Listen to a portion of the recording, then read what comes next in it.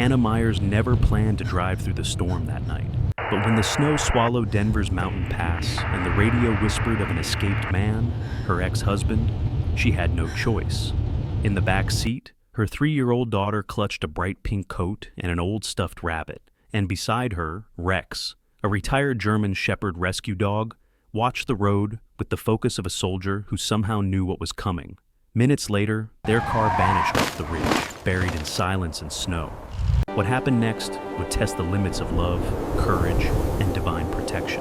Because sometimes survival isn't just about strength, it's about faith. Before we begin, tell us where you're watching from.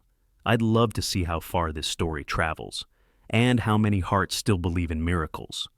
The storm had rolled in faster than the forecasts had warned. By the time evening settled over Ashen Valley, Colorado, the mountains were swallowed whole beneath waves of snow. The world had turned white and soundless, except for the hiss of tires grinding against ice. Inside a fading blue SUV that rattled with every gust of wind, Hannah Myers gripped the steering wheel so tightly her knuckles blanched.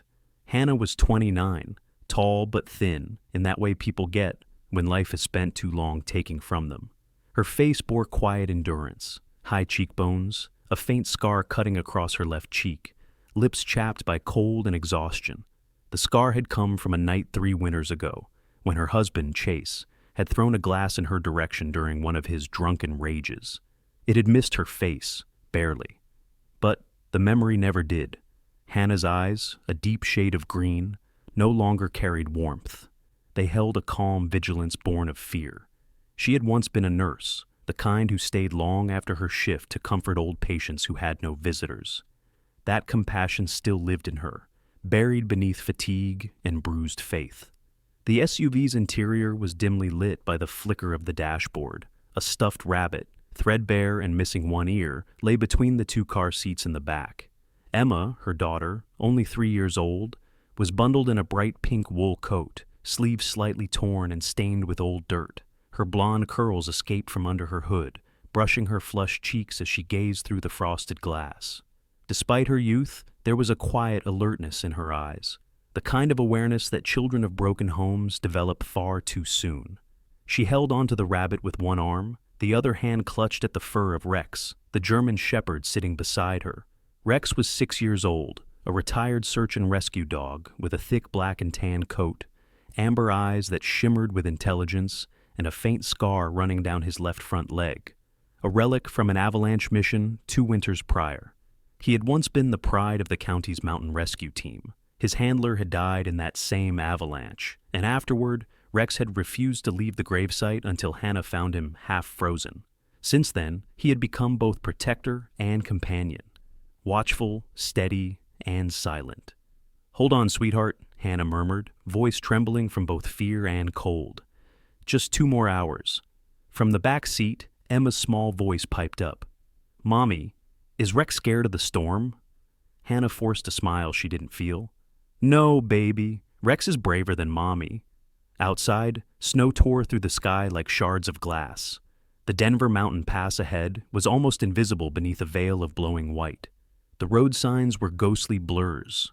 On the cracked phone mounted to her dashboard, a red notification pulsed. The message was from Deputy Ray Hollis, one of the few friends she still trusted. "Chase escaped. Don't. Go home. Head north." Her breath caught. A tremor passed through her hand.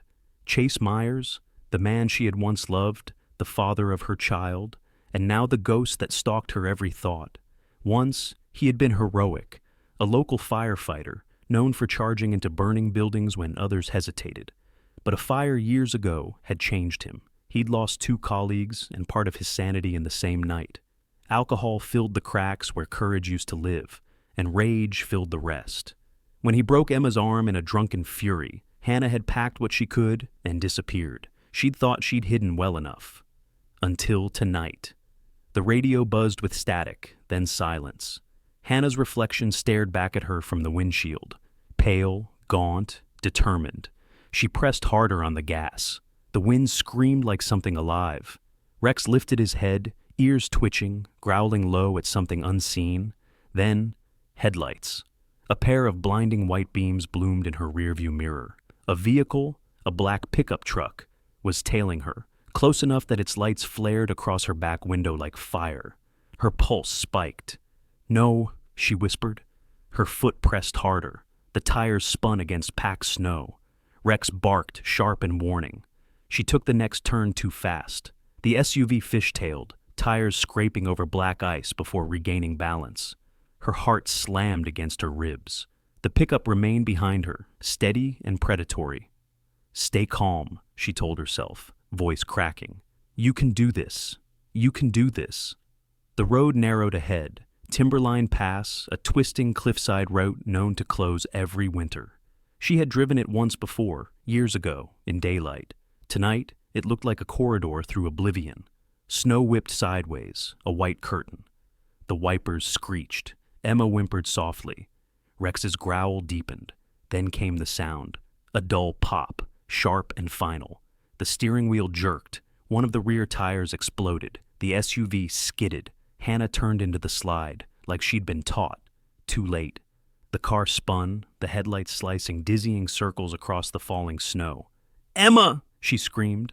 The vehicle slammed sideways into the guardrail, then over it. Everything became motion and chaos. Metal crunched, glass shattered. Hannah's head struck the wheel, a flash of white pain splitting her skull.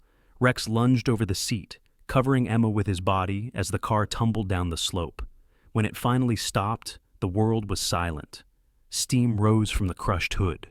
The right side of the SUV was buried halfway in snow. The windshield had spidered into a web of cracks. Hannah's face rested against the wheel, a thin line of blood running from her temple. Her body was motionless. Rex stirred first. He shook the snow from his coat, ears pinned, his breath forming small clouds in the cold air. His amber eyes darted to Emma, who whimpered softly from the back seat. Her cheeks were wet with tears, her breath short and quick. "Mama," she whispered, no response. "Mommy, wake up."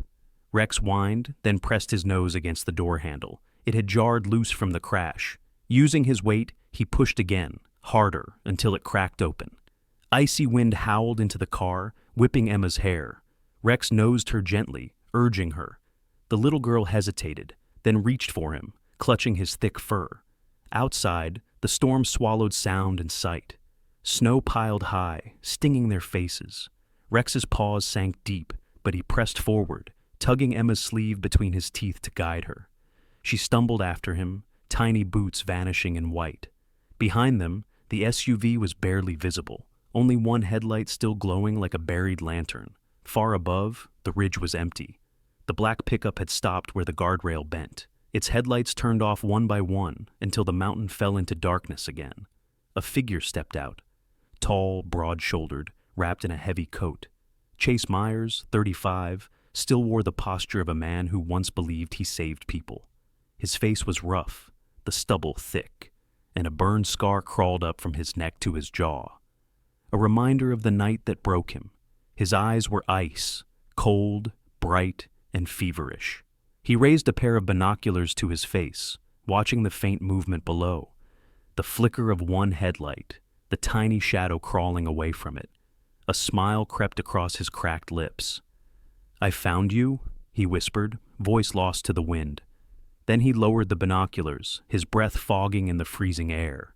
Behind him, the black truck idled, engine humming like a heartbeat in the dark. Down below, Rex pressed on, guiding the shivering child toward a faint flicker of light, a reflection bouncing off ice, perhaps from a cabin far away, or maybe just the illusion of hope. Emma's tears had frozen on her cheeks, her hand buried deep in Rex's fur. "Good boy," she mumbled, her voice barely a sound. The storm swallowed them whole, the night stretching vast and merciless around them. At the ridge above, Chase stood still for a moment longer. Snow gathered on his shoulders. His smile faded into a thin line. "You can't hide forever, Hannah," he muttered. Then he stepped back into the darkness, the truck's taillights flaring briefly before vanishing into the storm. The wind screamed across Timberline Pass, carrying with it shards of snow that cut like glass. Somewhere between the static of his radio and the thrum of the storm, Deputy Jack Miller caught the words that changed his night. Possible crash, family vehicle, coordinates unknown, Timberline Pass. Then the line went dead. Jack Miller was 33, broad-shouldered with the kind of face that never quite lost its look of quiet fatigue. His jawline was strong, but softened by the stubble of too many sleepless nights. He'd served in the Army before joining the Aspen Ridge Sheriff's Office, and the discipline still showed, in the way his uniform fit perfectly even after hours on duty, and the way he never once let his hands shake, even when they should have. He carried an air of stoic decency that made people trust him, though few knew how haunted his eyes could get when he thought no one was watching. 3 years ago, his wife Marilyn had died during a rescue mission gone wrong, a snowmobile accident, one he had been leading. The storm that night had sounded almost exactly like this one. Since then, storms had always made him restless. Jack's Jeep crept through the storm, tires chained, headlights barely cutting through the white void. In the passenger seat, his radio crackled uselessly. His partner for the night, Deputy Len Ortiz, sat beside him, a quiet man in his late 20s, with an easy smile that vanished when duty called. Ortiz was shorter, leaner, his face hidden behind a wool scarf that made him look half bandit, half boy. He'd joined the force only a year ago, but had already seen more winter tragedy than most men could stomach. "You sure it's them?" Ortiz asked, squinting through the windshield. Jack's gloved hands tightened on the wheel. The distress ping matches a plate registered to Hannah Myers. Single mother, missing since last month. She's got a little girl with her. Ortiz exhaled, fogging the window. "And the dog?" Jack didn't answer for a moment. His heart beat heavier at that question. "Yeah, the dog's the reason we're out here." Rex. 2 years ago, that same German Shepherd had been part of Jack's K-9 unit. One of the best he'd ever trained. Calm under pressure, sharp as a blade, and loyal beyond logic. When Rex retired after a leg injury during a mountain rescue, Jack had personally arranged for him to go to a good home. Hannah Myers, a nurse with kind eyes and a quiet sadness, had come to the shelter and chosen him. She'd told Jack, "He looks like he knows pain, but still chooses to protect." That was the last time Jack had seen her. Now, Rex's old tracker chip had gone dark an hour ago, signal lost near the crash site. That couldn't be coincidence. The Jeep jerked as a gust hit from the side. Jack swore softly, gripping tighter. The storm was worsening. The wind had that rising pitch that meant it was about to break into a full whiteout. "If it gets worse, we'll lose the road," Ortiz said. Jack nodded. "Then we better find them first." Visibility dropped to almost nothing. The mountain loomed somewhere to their left, the cliff to their right. Then, out of the blizzard's chaos, something metallic flashed. A faint reflection, then gone. Jack slowed the Jeep, leaned forward. "Did you see that?" Ortiz frowned. "Could have been ice." "No," Jack said, squinting. "Too sharp. That was steel." They pulled over. Jack stepped out first, the wind slamming into him with brutal force. The temperature had plummeted below zero. Every breath turned instantly to frost. He tugged his flashlight from his belt and swept the beam across the ridge. The light caught something half buried beneath the snow, the curve of a wheel well, the shattered glint of glass. "Car down!" Jack shouted over the wind. They moved fast. Ortiz called dispatch on the portable radio, though the signal kept breaking. Jack trudged through knee-deep snow toward the wreck. The SUV's nose was buried in a drift, the rear window cracked open just enough to reveal a child's car seat inside. "Please," he muttered, his pulse pounding. "Please still be alive." He smashed what was left of the side window with his flashlight, cleared the shards with his sleeve, and reached inside. The air was so cold it hurt to breathe. His hand brushed against something soft, a small hand, limp and frozen. He followed it and found a little girl curled beneath a collapsed blanket, her lips blue, her pink coat stiff with ice. "She's here!" Jack called out. Ortiz was already sliding down the slope with the med bag. "Mother," Jack shone the light toward the front seat. A woman lay slumped forward against the steering wheel, blood dried along her hairline. He checked her pulse, faint, but there. "Alive," he breathed. Ortiz handed him a thermal blanket. "We've got to move them now, sir. They won't make it another hour in this." Then came a bark, sharp, low, and close. Jack froze. Through the roar of the wind, a shape emerged from behind the wreck. A large German shepherd, fur matted with ice, eyes bright like amber fire. The dog limped slightly on his left leg, but his tail gave a single wag before he barked again, as if to say, "You're late." "Rex," Jack whispered, his chest tightening. The dog recognized him instantly. Despite the storm, he stepped forward and pressed his head against Jack's thigh, letting out a sound that was half growl, half relief. "He found them?" Ortiz said, awe in his voice. Jack nodded, kneeling briefly to press his forehead against the dog's. "Good boy. You did your job." They worked quickly. Jack wrapped the girl, Emma, he recalled from the file, in layers of blankets and lifted her into his arms. Ortiz helped pull the woman free, her body limp, head lolling against his shoulder. The snow reached their waists by the time they reached the Jeep. As Ortiz loaded Hannah and Emma into the back, Rex leapt in beside them, curling protectively around the girl. Jack shut the door and turned back toward the crash site, scanning the snow. Something didn't fit. The crash marks showed one set of tire tracks, but there, a few yards back, was another. He knelt, brushing the snow aside. Yes, a second set of tracks, larger, from a pickup. They ended abruptly 50 meters from where Hannah's SUV had gone over, and next to them, footprints, male, heavy, pacing in a slow circle, then disappearing into the woods. Jack felt the back of his neck tighten. This wasn't an accident. He followed the prints a few steps until they vanished into the tree line. The wind howled louder, covering them within seconds. Somewhere far off, the forest cracked. The sound of weight shifting snow or something moving. Ortiz's voice cut through the gale. "Jack, we've got to go. They need heat." Jack turned back. "On my way." He cast one last look toward the woods. The storm had already erased everything. When they reached the highway, an ambulance from the nearby mountain clinic waited, its lights dim under sheets of falling snow. Nurse Lydia Gray, a compact woman in her 40s with dark hair tucked under a wool cap, met them at the door. Her eyes were sharp but kind, the sort that had seen too much suffering to ever waste time on panic. "Get the child in first," she ordered, then the mother. Ortiz obeyed without question. Lydia's gloved hands moved fast, checking pulses, tucking heating packs beneath blankets. She looked up once at Jack. "If you hadn't found them now, they'd be gone by dawn." Jack nodded silently, eyes flicking toward Rex. The dog sat at the open door, snow clinging to his fur, watching as the medics worked. His breath came in visible clouds, but he didn't move. Not until Emma stirred, whispering faintly.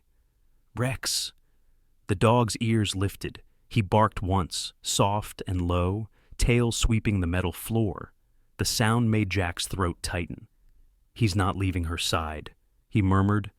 Lydia gave a small smile. "Then let him stay. Sometimes faith looks like fur and four legs." The ambulance doors shut with a clang. Snow swirled around them, caught in the red light as it pulled away. Jack stood there, staring after it until the siren's echo faded into the mountain. Ortiz came up beside him, rubbing his gloved hands.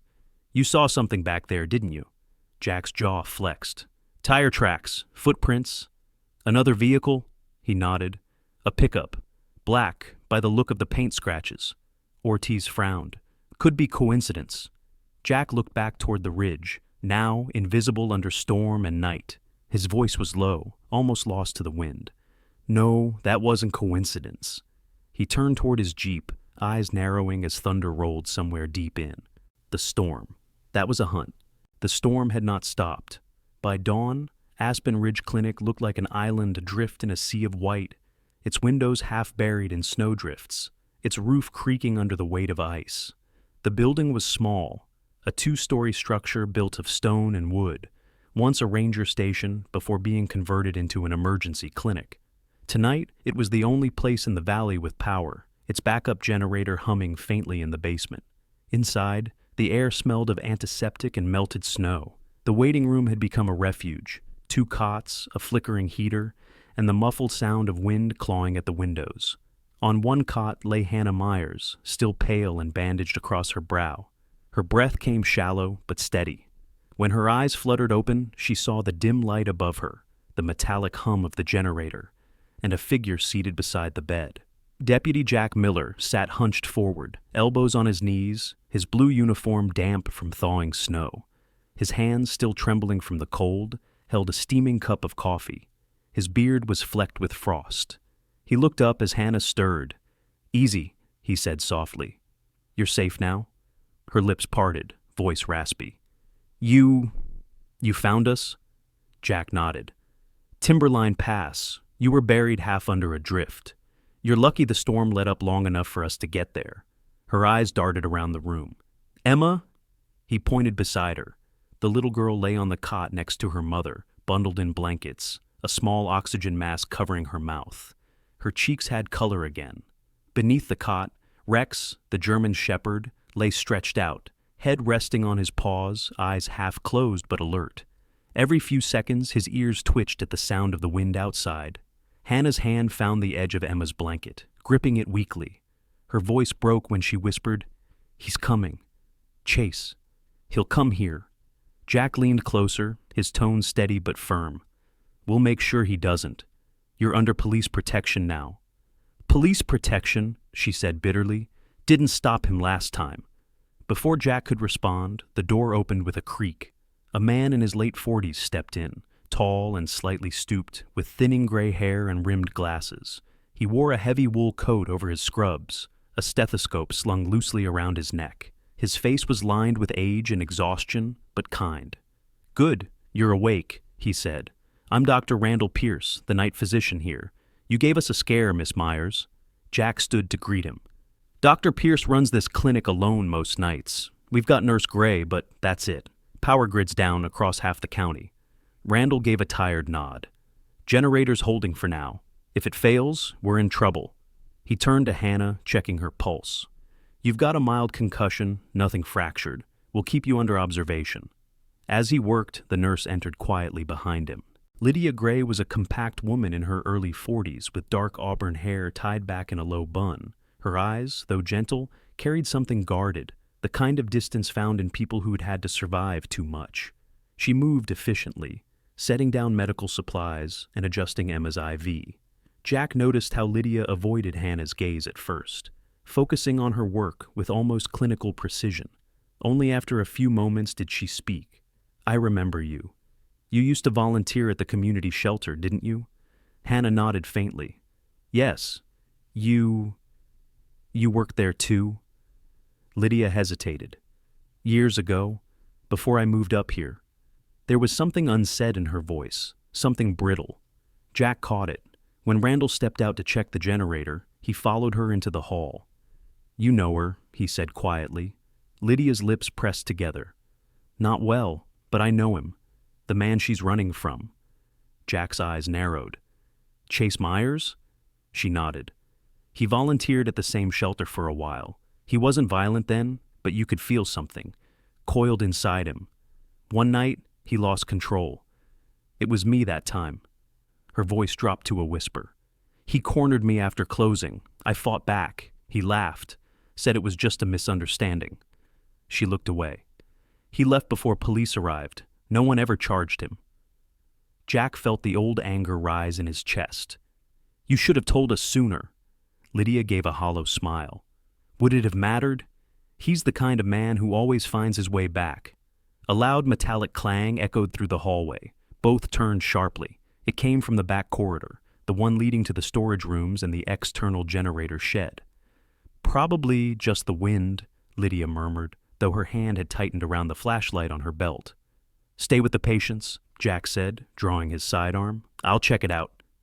He moved through the narrow hall, light sweeping over peeling paint and flickering emergency lamps. The clinic was old, and every gust of wind made it groan.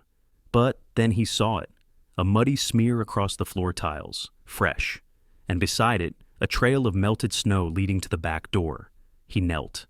There, on the door handle, glistened a bloody handprint. Jack's stomach tightened. He pushed the door open cautiously. The wind howled in, carrying flakes that stung his face. The snow outside looked untouched, except for a line of footprints leading around the building and disappearing into the white. He pressed his radio. "Unit 12 to dispatch. Possible breach at Aspen Ridge Clinic. I need..." Static, just the hollow crackle of interference. He tried again. Nothing. Behind him, a low growl rumbled. Rex stood at the corridor entrance, fur bristled, eyes locked on the open door. "You smell something, boy?" Jack whispered. The dog's response was a sharp bark. Suddenly, the generator sputtered. The hallway lights flickered once, twice, then went dark. The hum in the walls died, leaving only the sound of wind and breathing. "Damn it!" Jack muttered. In the dark, Hannah sat upright in her cot, clutching Emma to her chest. Lydia's flashlight cut a shaky beam across the room. "The generator's down!" she called. "Randall's still out there checking it." Jack's heart dropped. "Stay here!" He sprinted back toward the rear exit, snow whipping against his face as he burst into the yard. The wind had picked up again, visibility shrinking to a few meters. He could barely make out the shed near the fence line. The door hung open, its hinges creaking. "Dr. Pierce!" he shouted. No answer. He approached slowly, gun raised. The inside of the shed was dark. Tools clattered on the ground, scattered as if someone had kicked them. The generator itself was silent, the fuel line cut clean through. Then, from somewhere in the darkness, a voice. "Deputy!" He spun around, flashlight sweeping. Dr. Randall Pierce slumped against the wall, one hand pressed to his shoulder. Blood seeped through his coat. "He's here," Pierce gasped. "Behind me." Before Jack could react, a gunshot cracked through the storm. The bullet slammed into the shed's wooden frame, inches from his head. Jack dove sideways, dragging Pierce down behind a stack of crates. Back inside the clinic, the single pane of the emergency room window shattered inward. A bullet tore through the wall above Hannah's bed, splintering the plaster. She screamed, curling protectively around Emma. Lydia dropped to the floor beside them, dragging the cot toward the center of the room. Rex lunged toward the window, barking furiously. Another shot. Glass sprayed across the floor. Outside, Jack returned fire blindly toward the ridge. The muzzle flashes from the tree line gave him his answer. The shooter was close, watching. Then came the voice, faint but clear, carried on the wind. "Hannah!"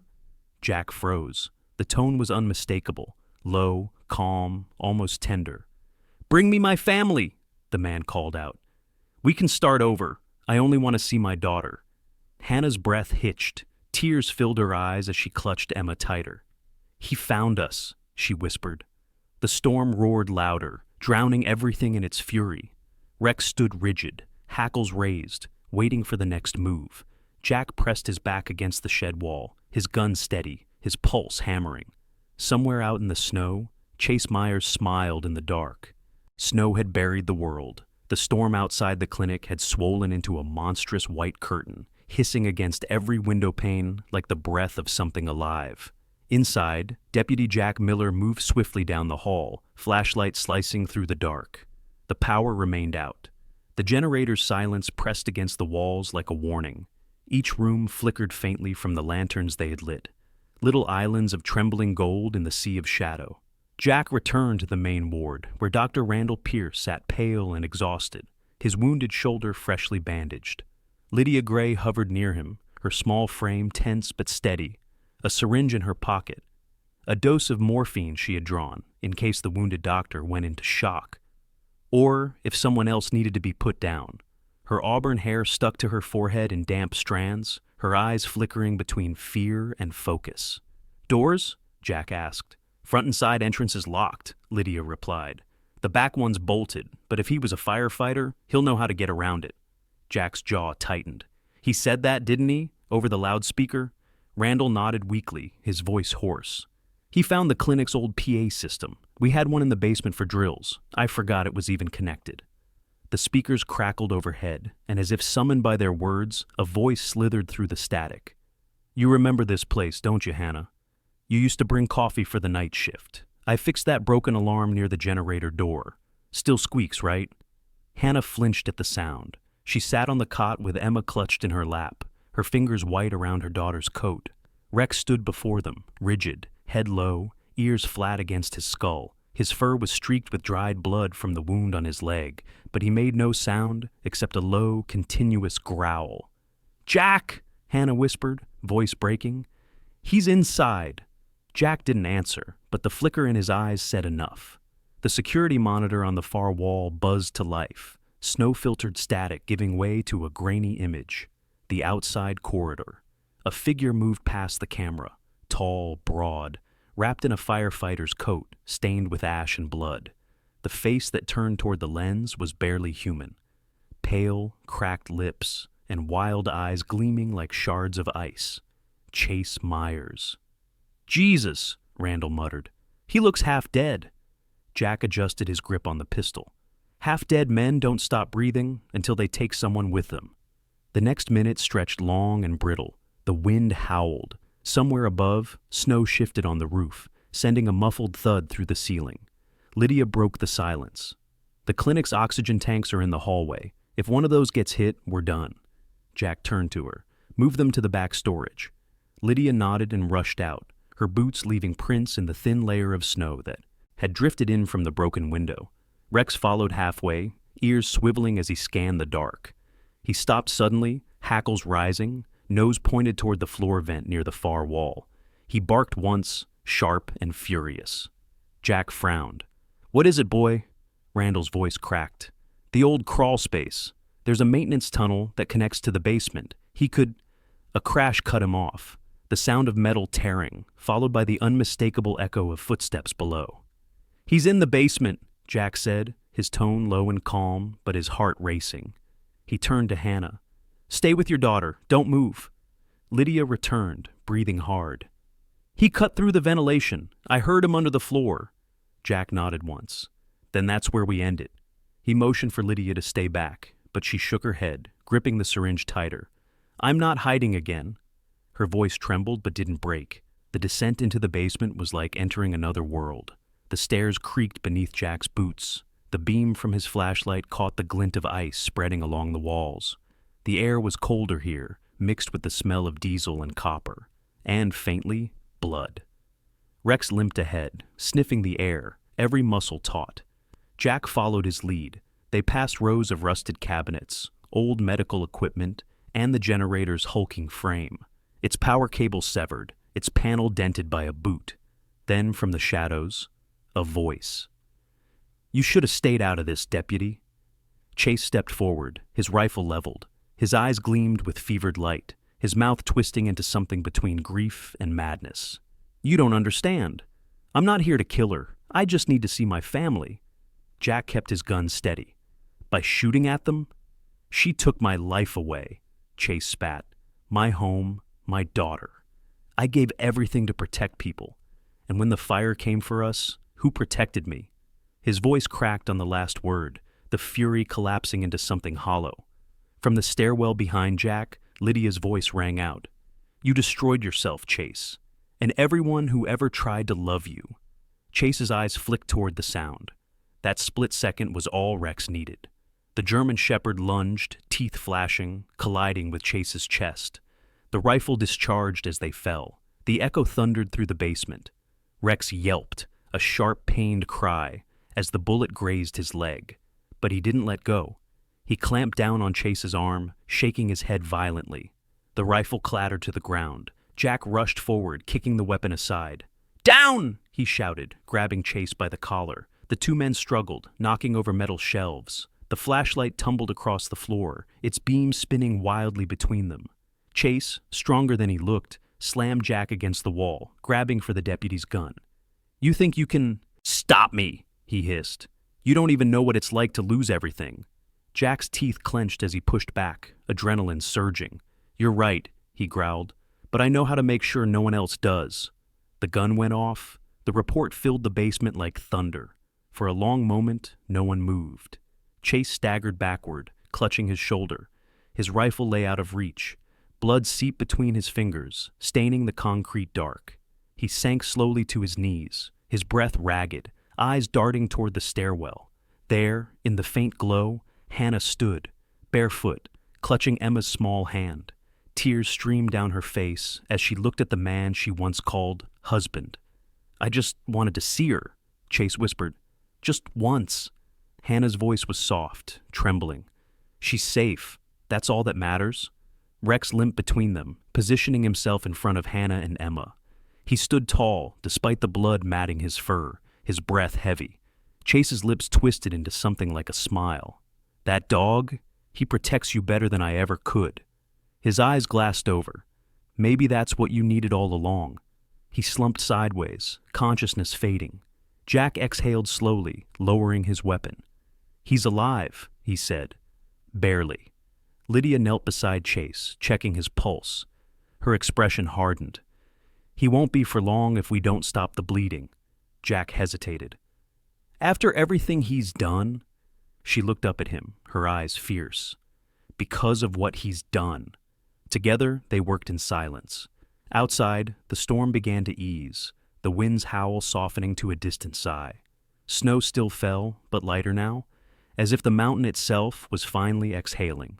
Upstairs, Emma clung to Rex, pressing her tiny hand against his muzzle. "Good boy," she whispered through her tears. The dog's tail thumped weakly once, then again. His eyes drifted shut, exhaustion overtaking him. For the first time in days, dawn broke over Aspen Ridge. The siege was over, but none of them would ever forget the sound of that voice in the storm. The morning came slow and fragile, like the world itself was holding its breath. Over Aspen Ridge, the storm had finally broken, leaving behind a silence so complete that even the trees seemed to listen. The snow no longer screamed against the windows. It glowed, soft and silver, as the first light of dawn pushed through the clouds. The clinic stood bruised but alive, its roof bowed under the weight of ice, its windows cracked but still standing. Inside, the faint hum of machines replaced the chaos of the night before. Deputy Jack Miller stood by the doorway, one arm wrapped in a makeshift bandage, his uniform torn and his hair matted with sweat and snow. His face, usually carved in steel, had softened into quiet exhaustion. Outside, a low rhythmic sound grew louder, the thump, thump, thump of helicopter blades cutting through the thin mountain air. He exhaled, the breath leaving him in a visible cloud. Help had finally come. "Rescue 1 to Aspen Ridge. Visual on survivors." The voice crackled through the radio. The words felt unreal. Jack leaned his head against the cold frame of the door, eyes closing for a moment as the weight of the night pressed down on him. Across the room, Hannah Myers sat beside a hospital bed, her hand resting gently on the bandaged paw of Rex, the German shepherd who had saved them all. The dog's breathing was slow, each rise and fall of his chest a small victory. His left leg was wrapped tightly in gauze, stained with a faint trace of red. His fur had been cleaned, though patches around his neck and shoulder were still matted from dried blood. His eyes, half open, flickered toward Hannah every few seconds, as if to reassure her he was still there. On the bed beside him lay Emma, tiny and fragile under a wool blanket, her cheeks pale but no longer ghostly. The oxygen mask had been removed, replaced by a faint smile that tugged at her lips even in sleep. Her golden curls framed her face, and in the light filtering through the cracked blinds, she looked almost angelic. Dr. Randall Pierce stood at the foot of the bed, checking vitals with hands that trembled, not from cold, but from exhaustion. The wound on his shoulder had been stitched by Lydia, who now sat slumped in a chair nearby, her eyes red-rimmed but alert. Lydia had changed since the night before. The fear that once haunted her face had been replaced by a quiet strength. There was still pain in her, the kind that came from scars that didn't show. But, in this moment, she looked peaceful, like a woman who had finally laid one ghost to rest. "She'll wake soon," Randall said softly, glancing at Hannah. "Your daughter's strong?" Hannah nodded, though her eyes stayed fixed on Rex. "He saved her?" she whispered. "He saved all of us." The sound of boots crunching through the snow drew Jack's attention. 2 rescue medics entered, young men wrapped in bright red parkas, their cheeks flushed from the cold. One was tall and freckled, his nose pink and raw. The other, a broad-shouldered man with kind eyes named Eli Ward, a paramedic from Denver. Eli carried himself with the calm of someone who had seen disaster before, but still believed in grace. "We've got you covered now, Deputy," he said, nodding with a reassuring smile. "Let's get the injured out first." Jack gestured toward the hallway. "Suspect's in holding, conscious but losing blood. Keep him cuffed and get him on the first lift." They moved fast. The medics loaded Chase Myers, now pale and silent, onto a stretcher. His face, stripped of rage, looked almost childlike in the morning light.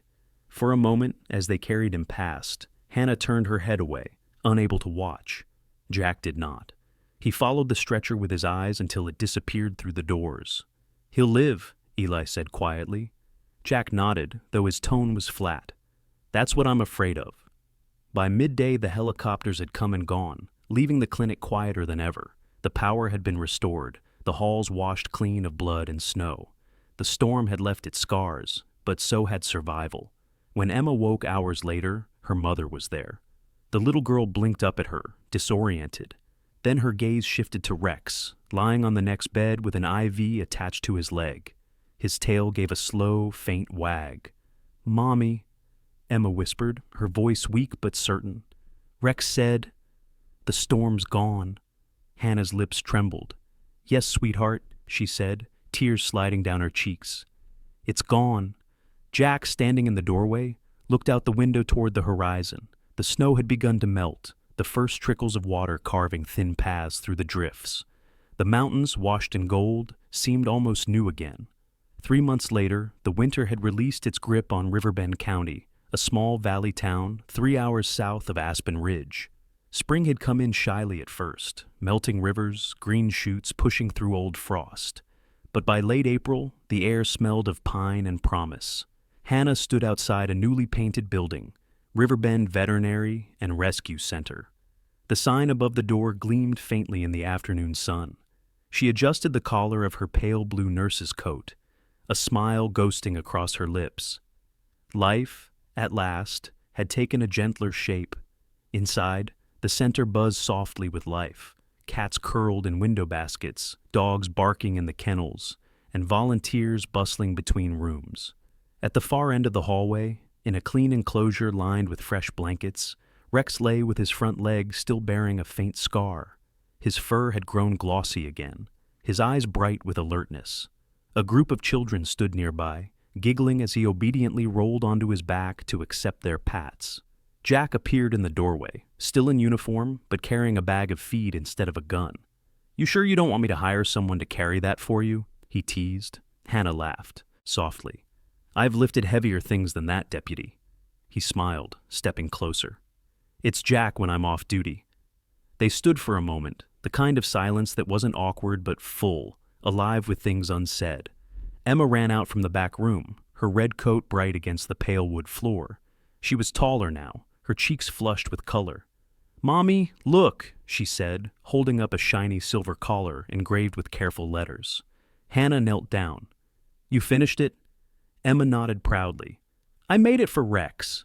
She ran over to where the dog sat patiently, tail wagging. Carefully, she fastened the collar around his neck. The letters caught the light. Rex, miracle in the snow. Jack stood by the window, sunlight pouring across his face, watching the scene unfold. Hannah rose, wiping a tear from her cheek as she looked at him. "Do you ever think," she said quietly, "that some storms come just so we can see what survives them?" Jack's gaze lingered on Rex and the little girl kneeling beside him. Then he smiled faintly. "Maybe miracles don't fall from the sky," he said. "Sometimes they just come running toward us on 4 legs." Outside, snow began to fall again, soft, thin flakes drifting gently through the golden light. Not a storm this time, but a promise.